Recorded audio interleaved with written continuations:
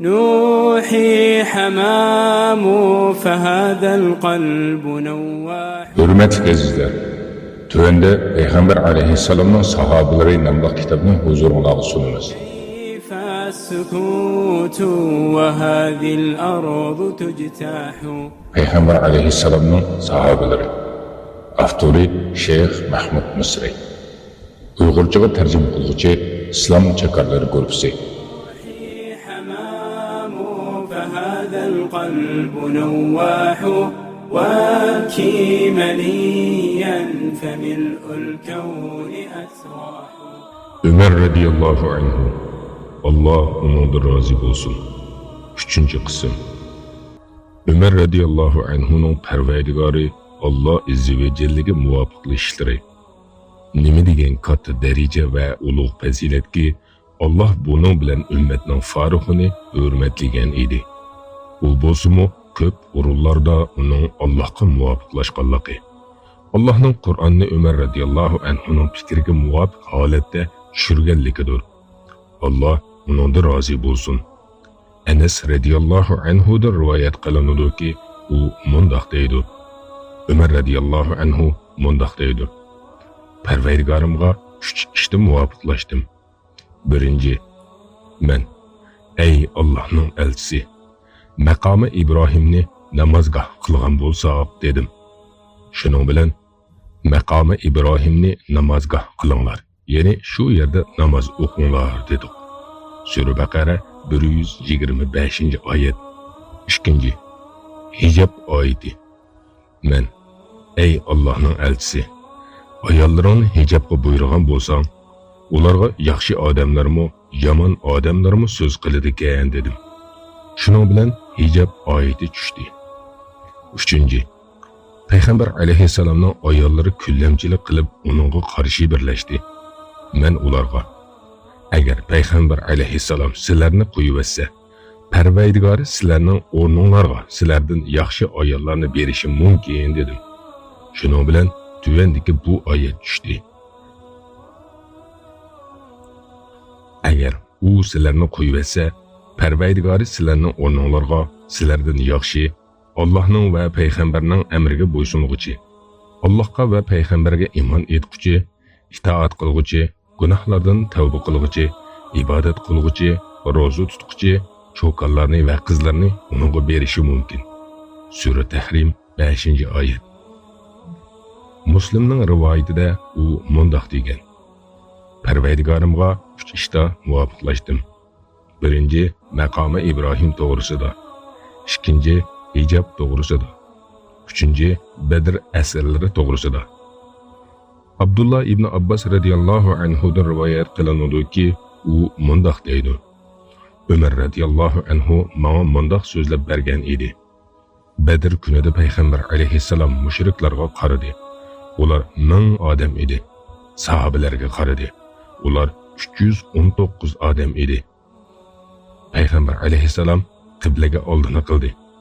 Ondan 2 qo'lini ko'tarib, Parvardigoriga ullik duo qilib mundoq dedi: Ey Allah, menga qilgan va'dangni o'rinlab bergin. Sen menga va'da qilgan narsani g'albini bergin. Ey Allah, agar islom ahlidan bo'lgan bu jamoat halok bo'lsa, zamonda sen ibodat qilinmaysan.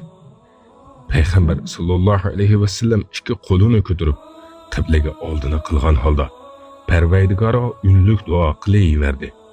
Hatto uning to'ni mo'risidan tushib ketdi. Uning yeniga Abu Bakr Siddiq radhiyallohu anhu kelib, to'nini ilib payg'ambar alayhissalomning mo'risiga yopdi. Ondan payg'ambar alayhissalomni keynidan quchoqlab turib: Ey Allohning payg'ambari, Parvardigoringdan o'tinishing yetarli bo'ldi. Sana qilgan va'dasini o'rinlab berdi dedi. Shuning bilan Alloh azza va jalla o'z vaqtida duo qilib Parvardigoringlardan yordam tiladinglar. Allah sizlarga orqa tushadigan 1000 farishtalar bilan yordam beraman deb duoyinglarni ijobat qildi. Sur Anfal 9-oyat degan oyatni tushirdi. Ondan Allah unga farishtalar bilan yordam berdi. İbn Abbas radhiyallohu anhu mundoq deydi: Shu kuni musulmonlardan bir kishi oldida ketayotgan mushriklardan bo'lgan bir odamning keynidan qo'g'layotdi. Tuyuqsiz usti tarafdan qamchi bilan urgan ovozni va bir otliqning "Ey Hayzum, oldiga chiq" deganini angladi. U kishi oldidagi mushrikka qaragan edi, mushrik o'ngdisiga yiqilib tushdi. U kishi mushrikka qarasa, mushrikning burni kesilgan, yuzi xuddi qamchi bilan urgandek yerilib ketgan va butunlay ko'kirib ketgan edi. Hilqa ansoriy kishi kelib, payg'ambar alayhissalomga bo'lgan ishni so'zlab bergan edi. Payg'ambar alayhissalom: "Rost aytding. U farishta 3-chi osmonning yordamchilaridan" dedi. Musulmonlar shu kuni mushriklardan 70 ni o'ldirib, 70 ni asir oldi. İbn Abbas radiyallohu anhu mundaq deydi: Musulmonlar asirlarni olgan vaqtda payg'ambar alayhissalom Abu Bakr va Umar radiyallohu anhuga bu asirlar to'g'risida qanday qaraysizlar dedi. Abu Bakr radiyallohu anhu: "Ey Allohning payg'ambari, ular tog'larning va urug' tuqqanlarning bolalari. Men ulardan fidya ilishingni, bu fidya kofirlarga qarshi bizga kuch bo'lishini to'g'ri ko'raman. Umidki Allah ularni islomga hidoyat qilg'ay" dedi. Payg'ambar alayhissalom: "Ey Xattabning o'g'li, sen qanday qaraysan" dedi. Umar radiyallohu anhu mundaq deydi: "Men Alloh bilan qasamki, men Abu Bakr radiyallohu anhu to'g'ri ko'rganni to'g'ri ko'rmayman. Lekin men shuni to'g'ri ko'ramanki, bizga imkoniyat bersang, ularni o'ldirsak, Aliga imkoniyat bersang, aqlni o'ldirsa, menga imkoniyat bersang, falonini o'ldirsam. Chunki ular kufrining boshliqlari va katta boshlari dedi." Payg'ambar alayhissalom Abu Bakrning so'zini yoqtirdi. Mening so'zimni yoqtirmadi. Aytisi kelsa, payg'ambar alayhissalom va Abu Bakr radiyallohu anhu yig'lab ketibdi. Men: "Ey Allohning payg'ambari, sen va hamrohingning nima uchun yig'layotganligini menga deb bergin. Agar yig'lay olsam, yig'layman. Yig'lay olmasam, sizlarning yig'inglar uchun yig'lashga tirishaman" dedim. Payg'ambar alayhissalom: "Hamrohlaringning fidya olganligi uchun menga ko'rsatilgan azobga yig'layman. Menga ularning azobi mushu daraxtdanmi yaqin holatda ko'rsatildi. U daraxt payg'ambar alayhissalomga yaqin edi" dedi. Allah azza va jalla payg'ambarga zamonda dushmanni ko'proq o'ldirmay turib, ya'ni mushrikning hayvisini yo'qitib, islomga quvvat bermay turib, asrlardan fidya, ya'ni to'lam ilish loyiq emas degan oyatdan "Ey jihad qiluvchilar jamoasi, g'animat olgan narsanglarni halol va pok yenglar" degan yergacha tushirdi. Ondan Allah g'animatni ularga halol qilib berdi. Umar ibn Xattab radiyallohu anhudan rivoyat qilinadiki, u mundaq deydi: Abdullah ibn Ubay ibn Salul o'lganda payg'ambar alayhissalom uning namozini tushirishga chaqirildi. Payg'ambar alayhissalom namoz tushirish uchun turganda uning yeniga tezlik bilan berib: "Ey Allohning payg'ambari, Abdullah ibn Ubayga namoz tushiramsan? U paloni kuni paloni gapni qilgan tursa" deb uningga Abdullah ibn Ubayning qilgan gaplarini takrorlashga boshladim. Payg'ambar alayhissalom kulimsirab qo'yib: "Ey Umar, keyningga yon" dedi. Men uningga ko'p so'zlar bergan vaqtimda men ixtiyorlik berildim. Shunga namoz tushirishni tanladim. Agar 70 dan ko'proq istig'for etsam, uning gunohi mag'firat bo'ladiganligini bilsam edim, 70 dan oshirib yetdim dedi. U mundaq deydi: Payg'ambar alayhissalom uning namozini tushirib qaytib ketdi. Uzoq o'tmayla sura Baroadan oyat: "Ey Muhammad, sen ularning orasidan o'lgan hech bir odamning namozini tushirmagin" degan yerdan ular fosiq holati bilan o'ldi degan yerigacha nozil bo'lib tushdi. Sura Tavba 84-oyat. U mundaq deydi: "Shu kuni payg'ambar alayhissalomga jur'at qila olganligimga hayron qoldim. Allah va uning payg'ambari eng yaxshi bilguchidir. Jin va insonlardan bo'lgan shaytonlar Umar radiyallohu anhudan qochadi. Haqiqatan insonning parvardigori Allah azza va jalladan qo'rqishi oshqan siri Allah uning atrofidagi kishilarning qalbiga uningdan qo'rqishni tashlaydi. Mana bu Allah shaytonlarning qalblariga qo'rqishni tashlagan ummatning farixi radiyallohu anhudir. Shaytonlar uni ko'rgan hamon uningdan qo'rqib qochadi. Said ibn Abu Waqqas radiyallohu anhudan rivoyat qilinadiki, u mundoq deydi: Umar radiyallohu anhu payg'ambar alayhissalomning yeniga kirishga ruxsat so'radi. Payg'ambar alayhissalomning yanida Qurayshlik ayollar uningga so'z qilib o'tadi. Yana bir rivoyatda ular payg'ambar alayhissalomdan ko'p savol so'rab o'tadi. Ularning ovozi payg'ambar alayhissalomning ovozidan yuqori edi. Umar radiyallohu anhu ruxsat so'raganda ular turib yuvinishga oldirdi. Payg'ambar alayhissalom Umar radiyallohu anhuga kirishga ruxsat berdi. Umar radiyallohu anhu kirganda payg'ambar alayhissalom kulib o'tadi. Umar radiyallohu anhu: "Alloh seni xursand qilsin. Otam va onamning barobar desa, seni nima kuldirdi?" dedi. Payg'ambar alayhissalom: "Yenimdagi bu ayollardan hayron qoldim. Ular sening ovozingni anglabla yuvinishga oldirib ketdi" dedi. Umar radiyallohu anhu: "Ey Allohning payg'ambari, sen ularning qo'rqishiga eng loyiqsan" dedi. Ondan: "Ey o'ziga dushmanlik qiluvchi ayollar, sizlar payg'ambar alayhissalomdan qo'rqmay, mendan qo'rqamsizlar" dedi. Ular: "Sen payg'ambar alayhissalomga qaraganda qo'pol" dedi. Payg'ambar alayhissalom: "So'zlavergan ey Xattabning o'g'li, sen bilan shayton biror yo'lda mangan holatingda uchrashib qolsa, sen mangan yo'ldan boshqa yo'lga chiqib ketadi" dedi. Yana bir rivoyatda payg'ambar alayhissalom: "Men jin va insonlardan bo'lgan shaytonlarning Umardan qochqanligiga qarab turibman" dedi. Hafiz ibn Hajar rahimahulloh mundoq deydi: Buningdan Umar radiyallohu anhuning gunohdan xoli ekanligi hukmi ilinmaydi. Chunki gunohsizlik payg'ambar alayhissalomga haqida zururdir. Boshqa kishilar haqida mumkindir. Imomi Navaviy rahimahulloh mundoq deydi: Bu hadis tashqi ko'rinishiga asosan tushuniladi. U bo'lsa-mu shayton Umar radiyallohu anhuning bir yo'lda manganligini ko'rsa, Umar radiyallohu anhudan qo'rqib kechib ketadi va Umar radiyallohu anhuning uni bir narsa qilib qo'yishidan qattiq qo'rqib ketganlikdan u yo'lni tashlab boshqa yo'lda mangadi. Aisha radiyallohu anhadan rivoyat qilinadiki, u mundoq deydi: Payg'ambar alayhissalomga xazira etib elib keldim. Ondan Savda radiyallohu anhaga jigin dedim. Payg'ambar alayhissalom men bilan Savdaning orliqida edi. Savda radiyallohu anha jigini unimidi. Men chuqum yeysan yoki bo'lmasa tomoqni yuzingga surkayman dedim. Savda radiyallohu anha yana jigini unimidi. Shuning bilan qo'limni tomoqqa tiqib Savdaning yuziga surkidim. Payg'ambar alayhissalom Savda radiyallohu anha uchun qo'lini qo'ydi va uningga: "Senmi uning Aisha radiyallohu anhaning, ya'ni yuziga surkigin" dedi. Payg'ambar alayhissalom Savdaga qarab kulib turadi. Umar radiyallohu anhu o'tib: "Ey Abdullah" dedi.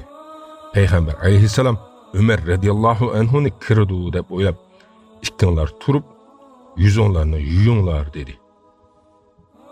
Aisha radiyallohu anha mundoq deydi: Payg'ambar alayhissalom aymanganligi uchun men doim Umar radiyallohu anhudan ayminib keldim.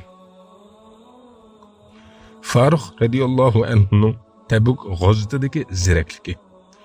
Mana bu Faruq radiyallohu anhuning payg'ambar alayhissalomga bo'lgan ishonchi va Allohning o'zining payg'ambariga bo'lgan ishonchisining cho'nqurligini oshkorlab beradigan ulug' bir maydondir. Abu Hurayra radiyallohu anhudan rivoyat qilinadiki, u mundoq deydi: Tabuk g'azoti bo'lganda kishilar ocharchilikqa uchradi. Ular: "Ey Allohning payg'ambari, bizga ruxsat qilsang, suv to'shiydigan to'g'illarimizni bug'uzlab yesak va moylansak" dedi. Payg'ambar alayhissalom ularga shundoq qilinglar dedi. U mundoq deydi: Umar radiyallohu anhu kelib: "Ey Allohning payg'ambari, unda qilsang ular ozlab ketadi. Ularni chaqirgin, oshqan uzuq tuliklarini elib kelsin. Ondan ularning uzuq tuliklarining barkatiga duo qilgin. Umidki Alloh uningga barkat bergay" dedi. Payg'ambar alayhissalom ma'qul dedi. Payg'ambar alayhissalom teridan yasalgan bir palasni elib kelishga buyurdi. Palasni selib tomoqning uvoqlarini elib kelishga buyurdi. Hattoki palasning ustiga uvoqlardan ozroq narsa to'plandi. Payg'ambar alayhissalom barkatga duo qildi. Ondan qochilaringlarga elinglar dedi. Kishilar qochilarga oldi. Hatto gazarmada bir tal qochinimi qo'ymay to'ldirib oldi. Ondan ular yeb to'ydi va ortiq tamoq eshib qoldi. Shu chaqda payg'ambar alayhissalom guvohlik bermanki, Allohdan boshqa iloh yo'qdir. Men Allohning elchisidirman. Banda shak qilmasdan shu so'z bilan Allohga uchrashib qolsa, jannatga kirishdan cheklanmaydi dedi. Uning obrazining kuchlikligi va kishilar qalbidagi haybati. Faruq radhiyallohu anhuning obrazi kuchli edi. U Alloh haqida malomatchining malomatidan qo'rqmaydi. Hattoki uni ko'rgan kishi uningdan ayminib ado qilish uchun kelgan hojatini uningdan so'rashdan to'sib qo'yadi. Shuning bilan hojatini ado qila olmay qaytib ketadi. Ibn Abbas radhiyallohu anhudan rivoyat qilinadiki, u mundoq deydi: Umar ibn Xattob radhiyallohu anhudan bir oyatni so'ramoqchi bo'lib, bir yil kutdim. Uningdan ayminib so'ray olmadim. Hattoki u haj qilg'ili chiqdi. Menmi uning bilan birga chiqdim. Hajdan qaytib bir yo'lga kelganda, u hojat ado qilish uchun Aroq darixi tarafga buraldi. Men u ishni tugatguncha saqlab turdim. Ondan uning bilan birga mang'och uningga: "Ey mu'minlarning amiri, payg'ambar alayhissalomning ayollaridan uningga qarshi yordamlashgan ikki ayol kim?" dedim. U Hafsa va Oisha radhiyallohu anha dedi.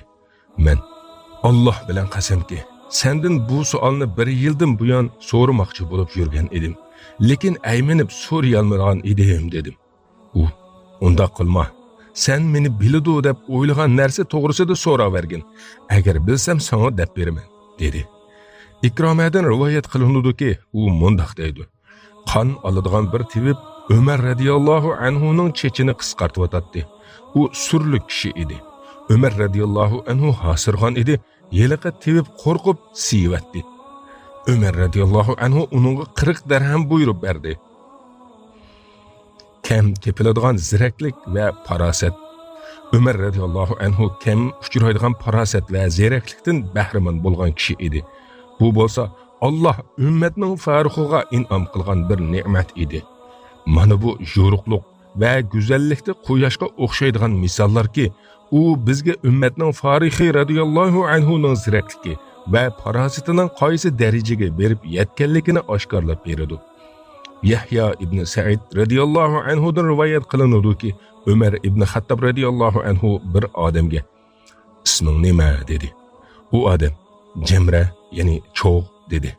Umar radhiyallohu anhu: "Kimning bolasi?" dedi. U odam Shihab, ya'ni cho'g'ning bolasi dedi. Umar radhiyallohu anhu: "Qaysi jamoat deyin?" dedi. U odam Hariqa, ya'ni ko'ydirguchi jamoati deyin dedi. Umar radhiyallohu anhu: "Ondan qaysi jamoat deyin?" dedi. U odam Zirom, ya'ni tuturuq jamoati deyin dedi. Umar radhiyallohu anhu: "Uying nada?" dedi. U odam Harra, ya'ni sayliqda dedi. Umar radhiyallohu anhu: "Qaysi sayliqda?" dedi. U odam Zoti laza, yalqulluqda dedi. Umar radhiyallohu anhu: "Oilangni tepib olgin, ular kuyib ketibdi" dedi. Amaliyotda Umar degandek bo'lgan kuyib ketgan ekan. Zahabi tarix kitobida mundoq deydi. Bizga Shurahbil mundoq so'zlab berdi. Asvad al-Anisi Yamanda payg'ambarlik da'vosi qildi. U Abu Muslim al-Xavloniga odam avatib, Abu Muslimni cho'ng o'tning yeniga elib keldi. Abu Muslim o'tga tashlanmadi, o't uningga ziyon yetkazmadi. Asvadga deyildi: "Agar bu odamni yeningdan yo'qotmasang, sana ergashganlarni buzudi." Shuning bilan Asvad Abu Muslimni ko'chib ketishga buyurdi. Abu Muslim Madinaga kelib, to'gisini cho'ktirib, namoz o'qish uchun masjidga kirdi. Uni Umar radhiyallohu anhu ko'rib, xuddi Umar radhiyallohu anhuning qalbiga uning Abu Muslim ekanligi kelgandek, uning yeniga berib, "Nadin kelgan kishisan?" dedi. U Yaman deyin dedi. Umar radhiyallohu anhu: "Yolg'onchi Asvad o'tni ko'ydirgan kishi qandoq bo'ldi?" dedi. Abu Muslim: "U Abdullah ibn Sub" dedi. Umar radhiyallohu anhu: "Alloh nomida sendan so'raymanki, sen shumi?" dedi. U "Albatta shundoq" dedi. Umar radhiyallohu anhu uni quchoqlab yig'lab ketdi. Ondan uni elib berib, o'zi bilan Siddiq radhiyallohu anhu orasida o'tirg'izib, "Menga Muhammad alayhissalomning ummati ichida Allohning yaqin do'sti Ibrohim alayhissalom qilingan kishini ko'rsatmasdan meni o'ltirmagan Allohga hamd va sano bo'lsin" dedi. Uning ibodati Farix radiyallohu anhu ümmet yükünü zimmesiga olgan turib, Parvardigori Jalla va Ala tarafga boradigan safariga uzuq bo'ladigan ibodatdan bo'lgan nisibasini unutmagan edi. Abu Qatada rahimahullohdan rivoyat qilinadiki, Payg'ambar alayhissalom Abu Bakrga qachon vitr o'qiysan dedi. Abu Bakr radiyallohu anhu kechining avvalida vitr o'qiyman dedi. Payg'ambar alayhissalom Umar radiyallohu anhuga sen qachon vitr o'qiysan dedi. Umar radiyallohu anhu kechining oxirida dedi. Payg'ambar alayhissalom Abu Bakr radiyallohu anhuga bu ehtiyotni, yana bir rivoyatda ehtiyotchanlikni tutibdi dedi. Umar radiyallohu anhuga bu quvvatni tutibdi dedi.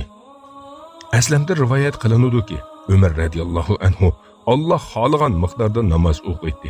Hatto kechining oxiri bo'lganda oilasiga nasihat qilib, namoz deydi va bu oyatni o'qiydi. Ey Muhammad, oilangdagilarni va ummatingni namozga buyurgin. O'zingmi uni ado qilishga chidamliq bo'lgin. Sura Taha 132-oyat. Ziyad ibn Hudayr radiyallohu anhu mundaq dedi. Men Umar ibn Xattab radiyallohu anhuning kishilar ichida ro'zini eng ko'p tutadigan va eng ko'p misvaq qiladigan kishi ekanligini ko'rdim. Ibn Umar radiyallohu anhudan rivoyat qilinadiki, u mundaq deydi. Umar radiyallohu anhu uzuldirmay ro'za tutmoqcha vafot bo'lmadi. Yana u vafot bo'lganda uzuldirmay ro'za tutib Husayn mundaq deydi. Osman ibn Abil As Umar ibn Xattab radiyallohu anhu olgan ayollardan birini oldi. Ondan Allah bilan qasamki, men bu ayolni mol dunyoga yoki bolaga qiziqib olmadim. Lekin uning menga Umar radiyallohu anhuning kechisi qilgan ibodatini deb berishni yaxshi ko'rdim dedi. Hafiz ibn Kasir Umar radiyallohu anhuning kechisi to'g'risida mundaq deydi. U kishilar bilan xubdan namozini o'qitdi. Ondan uyiga kirib tong otquchi namoz o'qitdi. U Muaviya ibn Xadijga mundaq degan edi. Agar kunduzi uxlasam, fuqarolarni halok qilaman. Kechisi uxlasam, o'zimni halok qilaman. Ey Muaviya, bu ikkisi turib qandoqmi uxlag'ili bo'lsin? يهنأ فؤادي كلما سمع النداء وأقبل. Hürmetli anlayıcılar, bu qatımlıq anlatışımız muşu yerde ahırlaştı. Sizlerni büyük Allah'ın amallıqı tavşırımız. Allah'a emanet. في عزته تسمو به للعالي